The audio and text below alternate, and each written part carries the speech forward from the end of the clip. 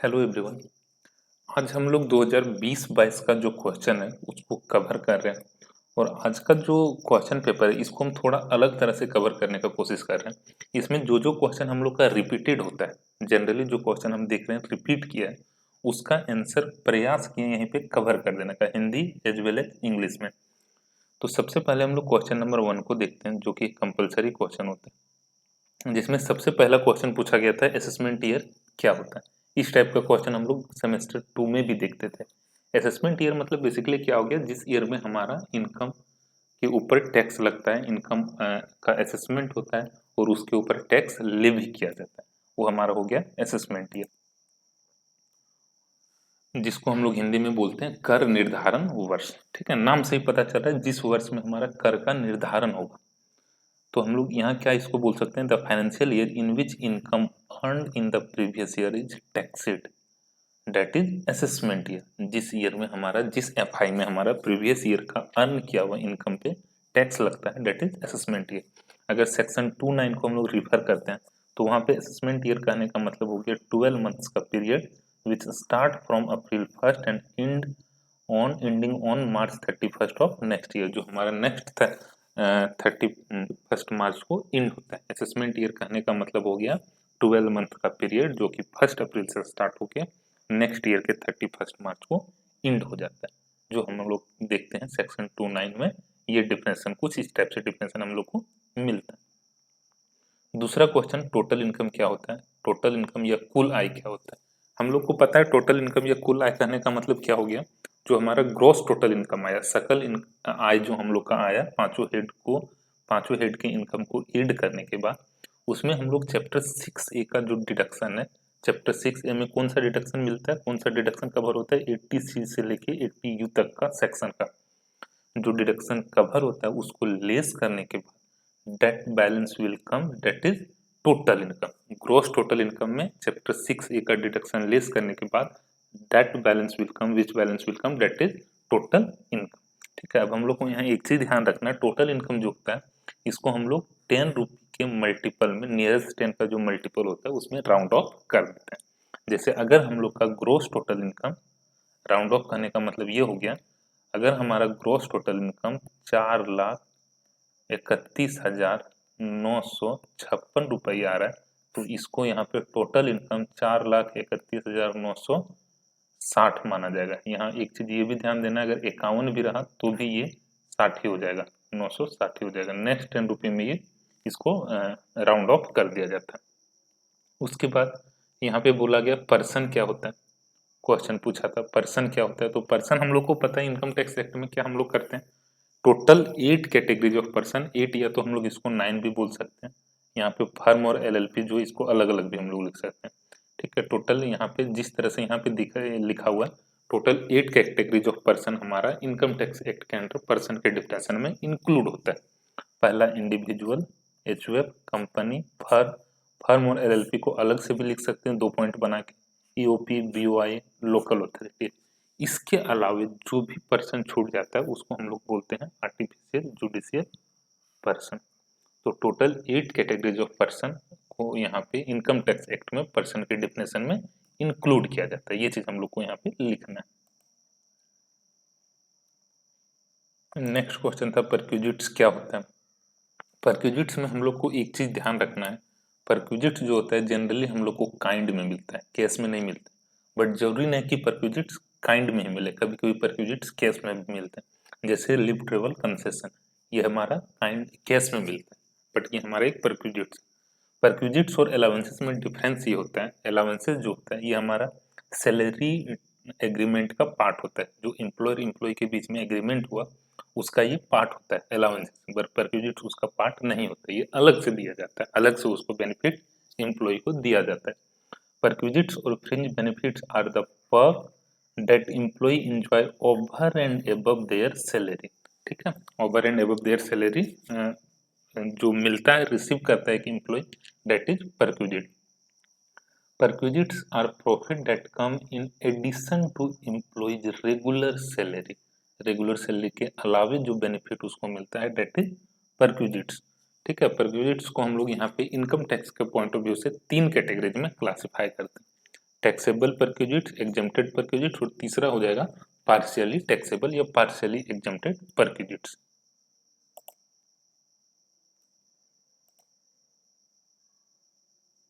Next question अगर हम लोग देखें तो यहाँ पे पूछा गया था एग्जेम्प्ट अलाउंसेस का 4 एग्जाम्पल। अलाउंसेस क्या होता है? जो किसी पार्टिकुलर नेचर के एक्सपेंस को मीट करने के लिए दिया जाता है। तो यहाँ पे हम लोग चाहें तो ये चीज ना लिख के डायरेक्ट ये भी लिख सकते हैं, क्योंकि शॉर्ट क्वेश्चन यहाँ पे शॉर्ट आंसर लिखना है, तो हम लोग डायरेक्ट इसको भी राइट कर सकते हैं। अलाउंसेस जो होता है इनकम टैक्स के पॉइंट ऑफ व्यू से 3 कैटेगरीज में बढ़ जाता है। एक हमारा है जो एग्जेम्प्ट है, फुल्ली एग्जेम्प्ट, दूसरा जो फुल्ली टैक्सेबल, और तीसरा जो पार्शियली टैक्सेबल होता है। ठीक है, तो यहाँ पे पूछा गया था जो हमारा 4 फुल्ली एग्जेम्प्ट अलाउंसेस है उसका नाम बताने के लिए, उसका एग्जाम्पल देने के लिए। पहला यहाँ पे हो जाएगा यूनिफॉर्म अलाउंसेस। यूनिफॉर्म अलाउंसेस जो होते हैं ये फुल्ली एग्जेम्प्ट है, सब्जेक्ट टू कि हम वो पैसा पूरा यूनिफॉर्म लेने के लिए खर्च कर दिए हो। एम्प्लॉय अगर पूरा पैसा यूनिफॉर्म लेने में खर्च कर दिया तो वो पूरा एग्जेम्प्ट हो जाएगा। दूसरा, allowances paid to UNO employ, अगर कोई यूएनओ का एम्प्लॉय और उसको कुछ अलाउंसेस मिले तो that is fully exempt under income tax act. Next है, अगर हाई कोर्ट या सुप्रीम कोर्ट के जज को कोई अलाउंसेस मिल रहा है तो वो भी हमारा इनकम टैक्स एक्ट के अंदर फुल्ली एग्जेम्प्ट। इसके बाद अगर कोई गवर्नमेंट एम्प्लॉय है जो फॉरेन में है, अब्रोड में है, और उसको कोई अलाउंसेस मिल रहा है तो वो भी हमारा इनकम टैक्स एक्ट के अंदर पूरा एग्जेम्प्ट है। इसके अलावा एक होता है हेल्पर अलाउंसेस, जो कि एम्प्लॉय को अपने ऑफिशियल वर्क के लिए ऑफिशियल वर्क में हेल्प करने के लिए हेल्पर रखने के लिए दिया जाता है। अगर कोई एम्प्लॉय को हेल्पर अलाउंसेस मिल रहा है और अपना हेल्पर एक्चुअल में रखा है तो उसका अलाउंसेस भी फुल्ली एग्जेम्प्ट हो जाएगा। इसके बाद नेक्स्ट क्वेश्चन पूछा गया था बिजनेस प्रोफेशन का क्या मीनिंग है। बिजनेस मतलब हम लोग क्या समझते हैं, उस टाइप का इकोनॉमिक एक्टिविटी जिसमें गुड्स को परचेज सेल करने का काम होता है with intention to earn profit, with intention to of making profit, वो हमारा बिजनेस होता है। जनरली बिजनेस का मतलब हम लोग यही समझते हैं। दूसरा, प्रोफेशन मतलब क्या हो गया, जिसमें किसी स्पेसिफिक इंटेलेक्चुअल स्किल का जरूरत हो वो हमारा हो जाता है प्रोफेशन। जैसे doctors, lawyer, these are profession. ये ये प्रोफेशन में होते हैं, बिजनेस में नहीं होते। वही चीज यहाँ पे हम लोग को लिखना है। अगर इनकम टैक्स एक्ट के सेक्शन को हम लोग रिफर करें तो यहाँ पे बिजनेस कहने का मतलब बोला गया है बिजनेस में इंक्लूड जो है ट्रेड, कॉमर्स, मैन्युफैक्चर और एनी एडवेंचर और concern in nature of trade, commerce और मैन्युफैक्चर। ठीक है, तो ये हमारा बिजनेस है। प्रोफेशन में के लिए बोला गया है जहाँ पे हम लोग को किसी स्पेशल थॉट, स्किल्स और स्पेशल नॉलेज का जरूरत होता है, उसको प्रोफेशन बोलते हैं।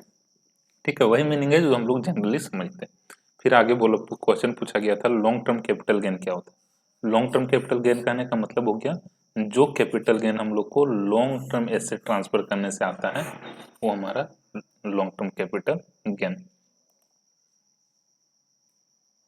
नेक्स्ट क्वेश्चन था how is residence of SSC determined for income tax purpose, explain the incidence of residence on tax liability.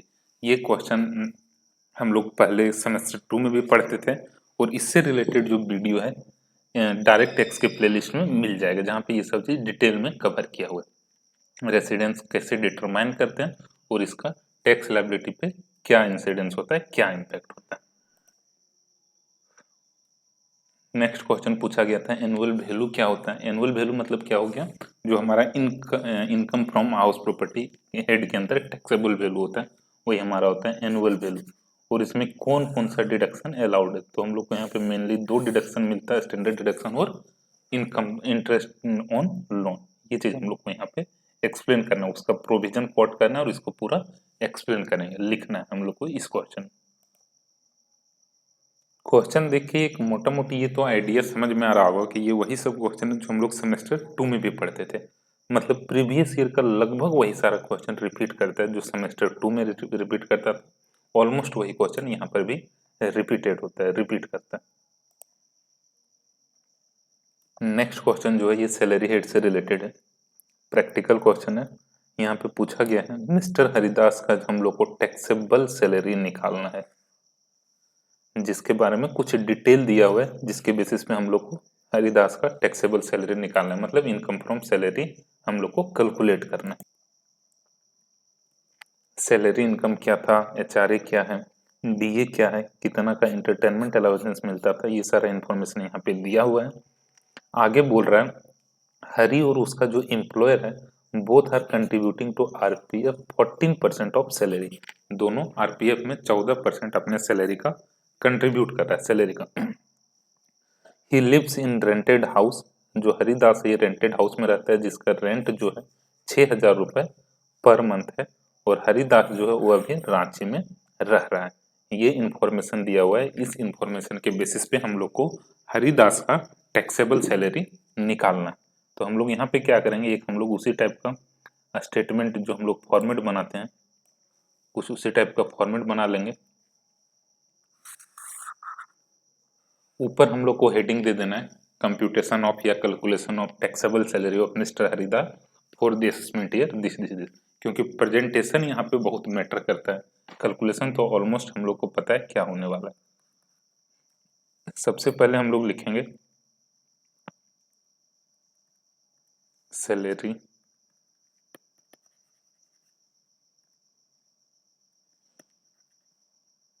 पहला जो इन्फॉर्मेशन था ये सैलरी का था, दूसरा इन्फॉर्मेशन एचआरए का था, उसके बाद डीए का। हम लोग क्या करते हैं डीए पहले लिख देते हैं, थोड़ा सही लगता है देखने में, हम लोग जरूरी नहीं है हम लोग एचआरए भी पहले लिख सकते हैं। सैलरी के बारे में इंफॉर्मेशन दिया हुआ है 11,000 पर मंथ का सैलरी है,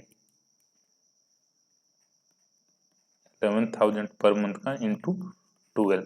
डीए के बारे में बोल रहा है 10,000 पर मंथ इंटू 12 हो जाएगा। एचआरए के बारे में बोल रहा है 4,800 पर मंथ इंटू 12। इसको मल्टीप्लाई करके हम लोग लिखेंगे तो दिस विल कम 1,32,000, ये हमारा 1,20,000 आ जाएगा। एचआरए का अमाउंट जो है इसको मल्टीप्लाई करने पे ये अमाउंट 57,600 का आएगा। इस अमाउंट को हम लोग डायरेक्ट बाहर नहीं लिखेंगे, बाहर के कॉलम में अंदर लिख रहे हैं, क्योंकि हम लोग को पता है इसमें से एग्जाम्पशन हम लोग को लेस करना होता है। तो जो हमारा फाइनल टैक्सेबल वैल्यू होगा वही तो टैक्सेबल होगा, उसी को हम लोग बाहर लिखेंगे। ठीक है, तो यहाँ पे हम लोग एग्जाम्पशन नीचे कैलकुलेट कर लेंगे, उस जो आएगा उसके बाद फाइनल अमाउंट हम लोग बाहर लिखेंगे। फिर एक इंफॉर्मेशन दिया हुआ था इंटरटेनमेंट अलाउंसेस से रिलेटेड, इंटरटेनमेंट अलाउंसेस के बारे में बोल रहा है 2,400 पर मंथ का रिसीव करता है। इसको मल्टीप्लाई अगर करेंगे देन दिस विल कम 28,800 रुपी। उसके बाद एक इंफॉर्मेशन और था जो था आरपीएफ में कंट्रीब्यूशन से रिलेटेड। आरपीएफ में कंट्रीब्यूशन से रिलेटेड यहाँ पे इंफॉर्मेशन दिया हुआ है कि हरिदास और उसका employer both are contributing to RPF, दोनों आरपीएफ में कंट्रीब्यूट कर रहा है 14% ऑफ सैलरी। अब एक चीज यहाँ पे हम लोग को ये चीज समझना है कि जो हरिदास अपना पैसा से आरपीएफ अकाउंट में दे रहा है, पीएफ अकाउंट में जमा कर रहा है, वो तो इनकम हरिदास के लिए नहीं ना हुआ। हरिदास के लिए इनकम क्या हुआ, जो एम्प्लॉयर जमा कर दे रहा हरिदास के पीएफ अकाउंट में। हरिदास अपना पैसा अपने पीएफ में जमा करेगा तो ये इनकम कहाँ हुआ, उसका एम्प्लॉयर अगर उसके पीएफ अकाउंट में जमा कर दे रहा है तो ये उसके लिए इनकम। तो जो अपना इनकम है उसको तो कुछ करना है ही नहीं, हम लोग को यहाँ पे करना क्या है, जो एम्प्लॉयर कंट्रीब्यूशन है उसका हम लोग यहाँ पे ट्रीटमेंट करेंगे। जो एम्प्लॉयर कंट्रीब्यूशन है, एम्प्लॉयर कंट्रीब्यूशन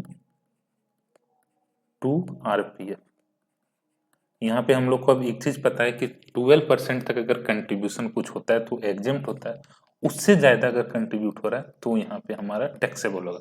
मतलब हम लोग यहाँ पे एक चीज ये कर सकते हैं, 14% का जो अमाउंट है पहले वो लिख दें, ठीक है यहाँ पे, और इसमें से 12% हम लोग लेस करने के बाद जो हमारा 2% का अमाउंट आएगा वही बाहर आएगा। या तो डायरेक्टली हम लोग ये कर सकते हैं कि 2% ही अमाउंट निकाल लें, उसी को बाहर लिख दें। ठीक है, दोनों में कुछ भी करेंगे फाइनल वैल्यू तो वही आएगा। 2% किसका, तो ये 1,32,000 का। सैलरी का बोला है 12%, तो हम लोग केवल सैलरी का लेंगे। ठीक है, यहाँ पे 2% ले रहे हैं। 2% क्यों ले रहे हैं, 14% कंट्रीब्यूट कर रहे हैं, लेकिन 12% तक तो एग्जेम्प्ट है। ठीक है, तो जो हमारा 2% का अमाउंट आएगा उसी को हम लोग यहाँ पे लिखने वाले। ये सॉल्व करने के बाद 2640 का वैल्यू आ रहा है। ये सारा अमाउंट हम लोग लिख देंगे। उसके बाद हम लोग इसको फाइनल करेंगे। जो हमारा यहाँ पे टोटल आएगा, this will be taxable salary और इनकम फ्रॉम सैलरी। यही हमारा हो जाएगा इनकम फ्रॉम सैलरी, या इसको हम लोग बोल सकते हैं टैक्सेबल सैलरी। यहाँ पे हम लोग को एक अमाउंट केवल लिखना है एग्जेम्पशन का। एग्जेम्पशन जो हम लोग का होगा एचआरए का, उसको हम लोग नीचे कैलकुलेट कर ले रहे हैं। एचआरए एग्जेम्पशन, एचआरए एग्जेम्पशन के लिए हम लोग को एक एचआरए का कितना अमाउंट एग्जेम्प्ट होगा, इसके लिए हम लोग को 3 वैल्यू चाहिए। अगर हम लोग 13 एचआरए का जो एग्जेम्पशन है रूल 13A में उसको रिफर करते हैं, तो वहाँ पे बोलते हैं 3 अमाउंट को कंपेयर करो।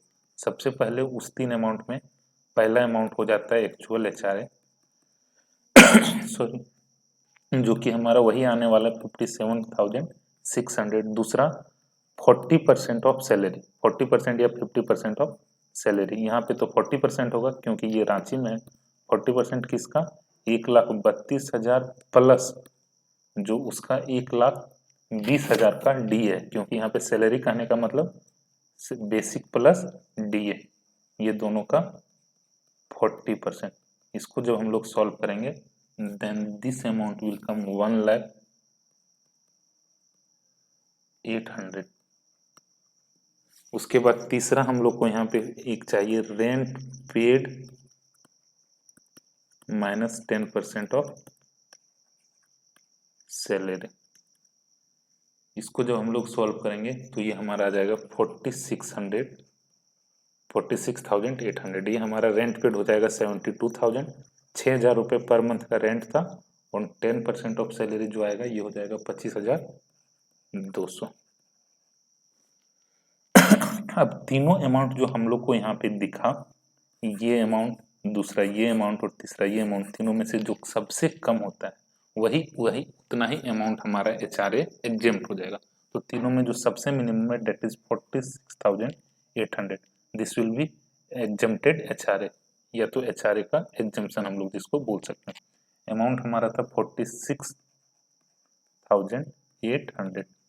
अब इसको लेस करने के बाद जो वैल्यू बाहर आएगा ये हो जाएगा 10,800। ये पूरा हम लोग टोटल करेंगे, जो हमारा टोटल आएगा यही हमारा इसका आंसर हो गया। एक चीज और बता दें कि ये जो क्वेश्चन हम लोग को यहाँ पे दिख रहा है, ठीक सेम क्वेश्चन 2018-20 के सेशन में पूछा गया है एमकॉम सेमेस्टर 4 का। वहाँ पे बस एक डिफरेंस था, ये जो 11,000 है, 10,000 है, 1,400 सबका अमाउंट हाफ था। ये 5500 था, ये 5,000 था, कुछ इसी टाइप का। और सेम क्वेश्चन वहां पर भी पूछा गया 18-20 सेशन वाले एग्जाम में। तो क्वेश्चन एकदम ऑलमोस्ट सेम रिपीट करता है प्रैक्टिकल में भी, ये चीज हम लोग को ध्यान देना, लगभग सिमिलर टाइप का क्वेश्चन रिपीट करता है। इसके बाद जो नेक्स्ट क्वेश्चन था, जनरली ये क्वेश्चन बार बार रिपीट किया प्रीवियस ईयर में। इसमें बोला गया था enumerate expenses which are allowed in computing taxable profit of a business. PGBP निकालने में कौन कौन सा इनकम एक्सपेंस हमारा अलाउड है और कौन कौन सा नॉट अलाउड है, ये हम लोग को यहाँ पे लिखना था। तो अलाउड में सबसे पहले जब हम लोग सेक्शन 30 रीड करते हैं तो यहाँ पे बोला गया है कि अगर कोई एक्सपेंस हमारा रेंट है, रेट्स है, टैक्स है, या रिपेयर है, या इंश्योरेंस है किसी बिल्डिंग के लिए, बिजनेस के बिल्डिंग को से रिलेटेड अगर कोई हम रेंट पेड कर रहे हैं, रेट पेड कर रहे हैं, टैक्सेज, रिपेयर, इंश्योरेंस, तो हमारा यहाँ पे अलाउड हो जाएगा। दूसरा जो यहाँ पे अलाउड हम लोग को हो जाता है पीजीबीपी हेड में, उसके बारे में बोला गया सेक्शन 31 में।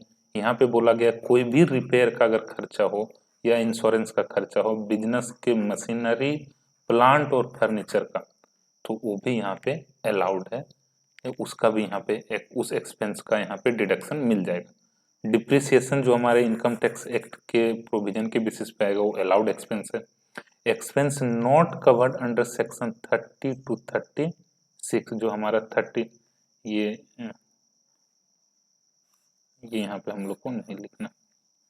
नेक्स्ट क्वेश्चन, नेक्स्ट यहाँ पे पॉइंट हो जाएगा, अगर कोई भी रिवेन्यू नेचर का एक्सपेंस है हमारे बिजनेस से रिलेटेड तो यहाँ पे वो अलाउड हो जाता है। सब केवल वो कैपिटल नेचर का नहीं होना चाहिए, अगर कैपिटल नेचर का नहीं है तो यहाँ पे अलाउड हो जाएगा। उसके बाद नोट ऑफ पर्सन, ये हम लोग का अगर पर्सनल नेचर का कोई एक्सपेंस नहीं होना चाहिए तो वो भी अलाउड यहाँ पे हो जाएगा। नेक्स्ट हम लोग का यहाँ पे जो एक्सपेंस अलाउड है वो है expense incurred for running of business या प्रोफेशन। बिजनेस को रन करने से या बिजनेस प्रोफेशन को रन करने से रिलेटेड और भी कोई एक्सपेंस है तो भी अलाउड यहाँ पे हो जाएगा। एक्सपेंस जो हम लोग ड्यूरिंग प्रीवियस ईयर कोई भी एक्सपेंस किए तो वो अलाउड हो जाएगा। इंश्योरेंस प्रीमियम अगर हम लोग पेड किए स्टॉक से related which is use for business या प्रोफेशन पर्पज तो अलाउड है। बोनस कमीशन अगर इम्प्लॉय को दिया गया तो अलाउड है। बेड डेट अगर हुआ है, ठीक है, जो कि हमारे बिजनेस का इंसिडेंटल है तो उससे रिलेटेड अगर वो बेड डेट है तो वो भी यहाँ पे अलाउड है। इस टाइप का एक्सपेंस अगर रहेगा तो पीजीबीपी हेड में ये सब अलाउड। नॉट अलाउड के बारे में अगर हम लोग देखें तो अगर डिप्रिसिएशन जो हम लोग का अकाउंट्स के पॉइंट ऑफ व्यू से डिप्रिसिएशन का अमाउंट आता है ये डिसअलाउड यहाँ पे हो जाता है। यहाँ पे इनकम टैक्स एक्ट के बेसिस पे जो अमाउंट आएगा डिप्रिसिएशन का वही अलाउड है। उसके बाद अगर इनकम टैक्स कुछ ड्यूटी वगैरह पेड किए, सेस वगैरह पेड किए, लेट फी या तो कोई भी अदर इनकम टैक्स से रिलेटेड लायबिलिटी पेड किए तो इस एक्सपेंस का हम लोग को डिडक्शन नहीं मिलता है। इस एक्सपेंस को हम लोग इनकम टैक्स हेड में क्लेम नहीं कर सकते, पीजीबीपी के हेड में क्लेम नहीं कर सकते। अगर कोई अमाउंट हम लोग रेसिडेंट को पेड कर दिए, इंडियन रेसिडेंट को, जिसपे टीडीएस कटना था, वो टीडीएस अगर नहीं काटे तो यहाँ पे डिसअलाउड हो जाएगा। कितना अमाउंट डिसअलाउड होगा? 30%।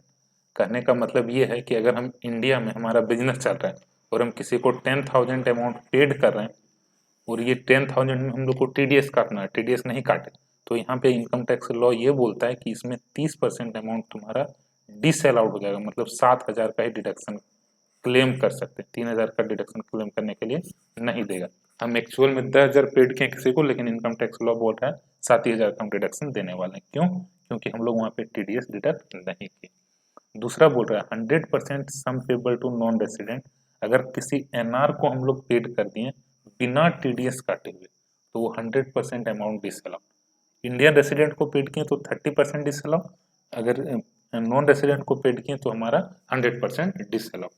उसके बाद अगर कोई अनरीजनेबल और एक्सेसिव एक्सपेंडिचर है बाय वे ऑफ गुड्स और अदर सर्विस और अदरवाइज रिलेटेड टू पर्सन या तो पर्सन से रिलेटेड है तो यहाँ पे डिसअलाउड हो जाएगा। मतलब पर्सनल एक्सपेंस अगर है तो डिसअलाउड। अनरीजनेबल और excessive expenditure by way of goods और service otherwise related to person, वही चीज सेम पॉइंट रिपीट हो गया था।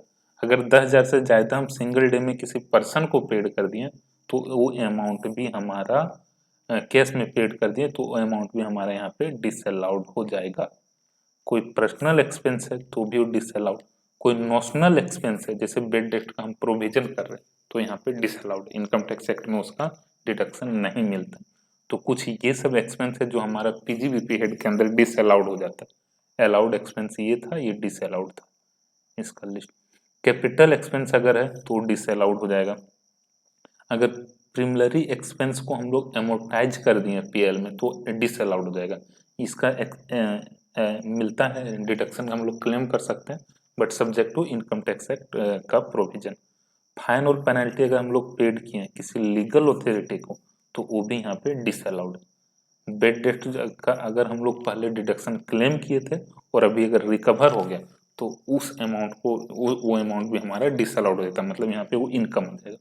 अगर कोई ट्रेडिंग लायबिलिटी जो हमारा एग्जिस्ट करना बंद हो गया तो उसका भी वो भी हमारा यहाँ पे डिसअलाउड हो जाएगा। तो ये सब हमारा कुछ एक्सपेंस है जो हमारा पीजीबीपी हेड में डिसअलाउड हो जाता है। उसके बाद नेक्स्ट क्वेश्चन है क्वेश्चन नंबर 6। इस क्वेश्चन में ये बोला गया कि जो ए है वो नीचे कुछ डेटा दे रहा है regarding his transaction for sale of his residential house. अपने घर को जो सेल किया उससे रिलेटेड कुछ इंफॉर्मेशन फर्निश किया है मिस्टर। असेसमेंट ईयर 21-22 से रिलेटेड, जिसके बेसिस पे हम लोग को कैपिटल गेन निकालना है। कैपिटल गेन का क्वेश्चन है। यहाँ पे बोल रहा है हाउस 2004-05 में वो परचेज किया था, नवंबर 2020 में बेच दिया था और सितंबर 2020 में एक और घर लिया था, नीचे हम लोग का कॉस्ट इन्फ्लेशन इंडेक्स दिया हुआ, इसके बेसिस पे हम लोग को कैपिटल गेन निकालना है। मेन इंफॉर्मेशन जो यहाँ पे दिया हुआ है वो ये है, जो हाउस परचेज किया था 2004-05 में परचेज किया था 9,04,000 में, सेल किया है उसको नवंबर 20 में, जिस ईयर का हम लोग को क्वेश्चन बनाना है। असेसमेंट ईयर 21-22 का अगर है, मतलब फाइनेंशियल ईयर इसके लिए कौन सा हो गया, प्रीवियस ईयर 2020-21, इसमें हम लोग को देखना है क्या सेल परचेज हुआ। प्रीवियस ईयर 20-21 में जो हमारा सेल हुआ होगा उसका यहाँ पे कैपिटल गेन लगेगा। यहाँ पर भी हम लोग क्या करेंगे, कुछ उसी टाइप का एक फॉर्मेट बना लेंगे। सबसे ऊपर लिखेंगे सेल कंसिडरेशन,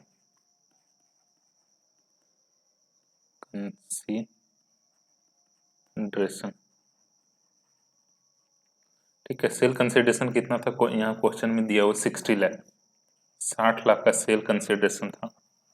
उसके बाद यहाँ पे जो अगर कुछ एक्सपेंस हमारा हुआ है, एक्सपेंस ऑन ट्रांसफर, तो उसको लेस करते हैं। क्वेश्चन में ऐसा कोई इन्फॉर्मेशन नहीं दिया हुआ है, मतलब 60 लाख का 60 लाख जो हो गया, यही हमारा नेट सेल कंसिडरेशन हो जाएगा। अब जो हमारा नेट सेल कंसिडरेशन होता है, इसमें हम लोग लेस करते हैं कॉस्ट ऑफ एसेट, जो एसेट को हम लोग सेल किए उसका कॉस्ट ऑफ एसेट। लेकिन हम लोग अगर लॉन्ग टर्म एसेट है तो इंडेक्सेड कॉस्ट ऑफ एसेट हम लोग यहाँ पे लेस करते हैं, कॉस्ट ऑफ एक्विजिशन, ये हम लोग को ध्यान देना। कॉस्ट हमारा क्या था, जिस एसेट को हम लोग सेल किए, जो घर को सेल किए, 9,04,000 उसका प्राइस था।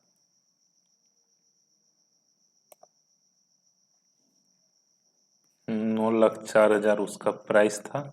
इसको डिवाइड करेंगे जिस ईयर में इसको खरीदे थे उस इंडेक्स से, तो हमारा 113 था, और जिस ईयर में बेचे उससे मल्टीप्लाई कर देंगे 301। जब इसको हम लोग सॉल्व करेंगे तो ये आ जाएगा 24,08,000 रुपया। लेस करने के बाद फाइनल अमाउंट जो आएगा ये हमारा हो जाएगा 35,92,000। यही हमारा हो गया कैपिटल गेन। अब इसके बाद अगर कुछ एग्जेम्पशन है तो यहाँ पे हम लोग लेस करेंगे। जब हम लोग सेक्शन 54 रीड करेंगे तो वहां पे ये बोला गया है कि अगर कोई रेसिडेंशियल हाउस हम लोग सेल करते हैं, रेसिडेंशियल हाउस अगर सेल करते हैं और उससे जो कैपिटल गेन हो, अगर रेसिडेंशियल हाउस सेल करने के बाद जो हमारा कैपिटल गेन हुआ, अगर उसी साल में हम लोग कोई घर खरीद लेते हैं तो वहां पे हम लोग को एग्जम्पशन मिल जाता है। यहाँ पे एग्जम्पशन में ये बोला गया कि जितने का हम लोग कैपिटल गेन जो हमारा हुआ, कैपिटल गेन हम लोग का हो गया कितने का, 35,92,000 का, या जितने का घर खरीदें, दोनों में से जो अमाउंट कम होगा उतने का एग्जम्पशन मिलेगा। तो हम लोग घर कितने का खरीदे हैं, इसके बारे में क्वेश्चन में दिया हुआ था 30 लाख का। सितंबर 2020 में 30 लाख का, उसी फाइनेंशियल में अगर घर कुछ खरीद लिए तो उतने का यहाँ पे एग्जम्पशन मिल जाएगा। 30 लाख या 35,92,000, दोनों में से जो कम होगा। एग्जम्पशन जो यहाँ पे मिलेगा, ये दो अमाउंट ध्यान रखना है, पहला कैपिटल गेन या तो दूसरा जो हमारा न्यू प्रॉपर्टी का कॉस्ट है, दोनों में से जो कम होगा। पहला कैपिटल गेन और दूसरा कॉस्ट ऑफ न्यू एसेट, तो दोनों में से जो कम है, दोनों में कम क्या है, 30 लाख, तो 30 लाख का यहाँ पे एग्जम्पशन। बाकी जो अमाउंट बचा यही हमारा हो गया taxable capital gain, taxable long term capital gain बोल सकते हैं, लॉन्ग टर्म कैपिटल गेन। ठीक है, तो कुछ इस तरह से हम लोग को बनाना है। बड़ा सिंपल सा कॉन्सेप्ट है, कुछ वैसा इसमें इसमें भी नहीं है। उसके बाद नेक्स्ट क्वेश्चन जो पूछा गया था, कितने काइंड्स का पीएफ होता है जिसमें जिसका सैलरीड एम्प्लॉय जो है मेंबर हो सकता है। ये सब क्वेश्चन हम लोग सेमेस्टर 2 में भी कवर किए थे। कितने टाइप का ऑथोरिटीज होता है इन विशेष in Indian income tax act, and उनका क्या फंक्शन है, what are the payments on which tax is deducted at source, किसमें किसमें टीडीएस कटता है, ये पूछा गया था। What do you understand by penalties, what why are penalties impose upon SSC, SSC पे पेनल्टी क्यों इम्पोज किया जाता है, ये चीज यहाँ पे पूछा गया था। तो ये कुछ 10 क्वेश्चन हम लोग को दिखा, बहुत सारा क्वेश्चन जो है सेमेस्टर 2 में भी हम लोग पढ़े हैं, रिपीटेड क्वेश्चन है। तो यही था प्रीवियस ईयर क्वेश्चन जो हम लोग का 2020-22 सेशन का था। ऑलमोस्ट वही सारा टॉपिक है, वही सारा क्वेश्चन है जो हम लोग सेमेस्टर 2 में पढ़े थे।